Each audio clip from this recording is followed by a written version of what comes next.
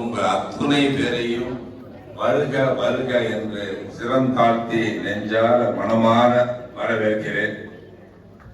இந்த நிகழ்ச்சிக்கு ஜப்பானில் டோக்கியோவில் நடைபெறும் இந்த அற்புதமான நிகழ்ச்சிக்கு இந்தியன் அம்பாசிடர், ஜப்பானுடைய இந்தியன் அம்பாசிடர் வந்திருக்கிறார். அவங்களுடைய செக்ரட்டரி, டெப்டி சிஎம் வந்திருக்கிறாங்க. என்னுடைய இனிய நண்பர், 35 ஆண்டு கால இனிய நண்பர், சுப்ரீம் ஸ்டார் நண்பர் சரத்குமார் வந்திருக்கார். அதே போல சுஹாசினி மேம் வந்திருக்காங்க.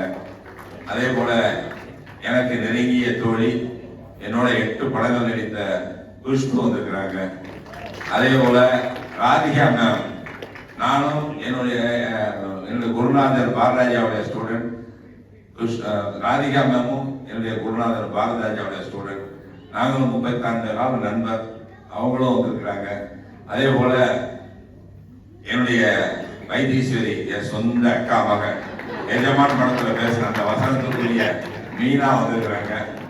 என்னுடைய இனிய நண்பர், 30 வருஷத்துக்கு முன்னாடியே சன் டிவி ஆரம்பிக்கும் போதே நாங்க பிலிப்பைன்ஸ்ல போய் மணிலால போயிட்டு நாங்க லைவ் டெலிகாஸ்ட் முதல் ஆண்டு சன் டிவியுடைய முதல் ஆண்டுக்கு நாங்க பண்ணோம். நானும் சுதாவும் பாண்டியராஜன் அவருடைய மனைவி போனோம். அந்த காலத்துல இருந்து இந்த காலம் வரைக்கும் நெருங்கிய நண்பர் பாண்டியராஜன் வந்திருக்கிறாரு. என்னுடைய இனிய நண்பர் விதார்த் வந்திருக்கிறாரு. அதே போல இந்த நிகழ்ச்சிக்கு எல்லாம் தொகுத்து வளர்க்கறதுக்கு நான் தான் பண்ணுவேன்னு அடம்பிடிச்சு கலாபாசன் வந்திருக்கிறாங்க. இதை விட எனக்கு என்ன வேற என்ன பாக்கியம்?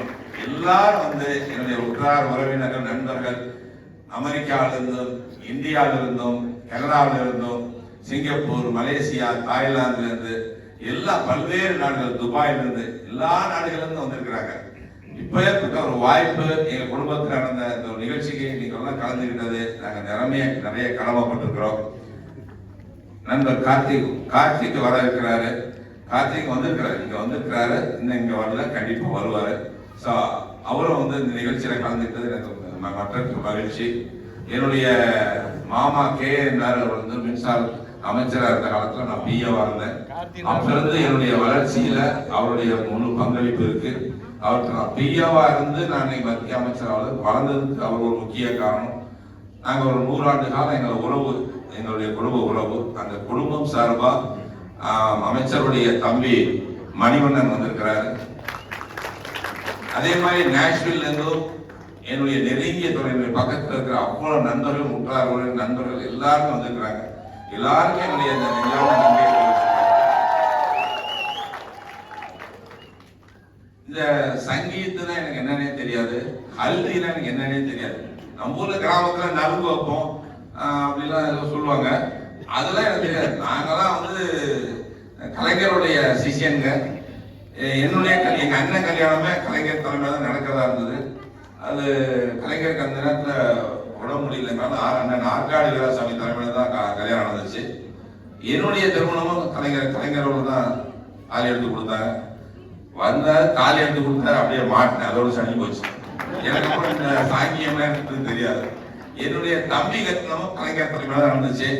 அதனால இந்த கல்யாணம் அதே மாதிரி நான் ஸ்டாலின் தலைமையில, முதலமைச்சர் ஸ்டாலின் தலைமையில தான் நடத்தணும்னு நான் ரொம்ப ஆசைப்பட்டேன். இந்தியாவுக்கு நான் போயிட்டு தம்பி எப்படியா கூட்டி போயிட்டு கப்பல்ல கூட்டி போயிட்டு அங்கதான் பண்ணணும்னு சொல்லி பிளான் பண்ணேன். ஆனா அந்த பாலஸ்தீனுக்கும் இஸ்ரேலுக்கும் வார் வந்ததுனால அந்த ஏரியாவில் இருக்கிற அந்த குரூஸ் போல கேன்சல் ஆயிடுச்சு. அதனால போக முடியாம போனதுனால நான் ரொம்ப கஷ்டப்பட்டேன். என்னன்னா நம்ம நினைச்சது நடக்கலையே. சரி, அப்படி இந்த ரூட்ல போனோம் அப்படின்ட்டு ஜப்பான் வழியா சிங்கப்பூர் வழியா போய் இந்தியா போலான்னு இந்த பக்கம் கப்பல் தான் புக் பண்ணேன். இந்த சிங்கப்பூர் வரைக்கும் தான் போயிட்டு அடுத்து வந்து நான் வந்து மாருதிஸ்ல இறக்கி விடுறேன், நீங்க அங்க இருந்து போங்கிறான். ஐயோ, மாருதிஸ் இறக்கினா நான் எப்படியா இந்தியா போறது? ஃபிளைட்ல போக முடியாததுனால இப்ப நாங்க கப்பல்ல வரோம் அப்படின்னா. இல்லை சார், அந்த ஏரியா அரபிக்கடல்ல நாங்க கப்பல் போக மாட்டோம், பைரட்ஸ் வந்து அட்டாக் பண்றாங்க, அங்கேயும் போக மாட்டோம் அப்படின்ட்டாங்க. எனக்கு ஒரு ஆல்ட்ரேஷனே இல்லை, நான் இந்தியாவுக்கு போக முடியாது சொல்ல வந்தோடனே என்னடா பண்ணு பார்க்கும்போது அந்த நேரத்தில் நான் பொண்ணு தேடி இருந்தோம். பொண்ணு அமைஞ்சிருச்சு. பொண்ணு அமைஞ்சதுனால சரி எப்படியாவது இந்தியாவில் கல்யாணம் நினைச்சா அது நடக்காம போச்சு. தம்பியை வந்து ரொம்ப ஆசைப்பட்டான் ஜப்பான். 8 ஆண்டு காலமா அவன் ஜப்பானை பார்க்கணும் டாடி, என்னை எப்படியாவது. 8 ஆண்டு காலமா அவன் எங்கேயுமே பிளைட்ல கூட்டு போல. அதனால என்னை எப்படியாவது நான் விரும்புகிறேன் ஜப்பான் கூட்டு, நான் பிறந்த இந்தியா கூட்டு போங்க, இந்த 2 ஊர் தான் நான் பார்க்கணும்னு ஆசைப்படுறேன். அதுக்கு தான் நான் இவ்வளவு பயணத்தை ஏற்பாடு பண்ணேன்.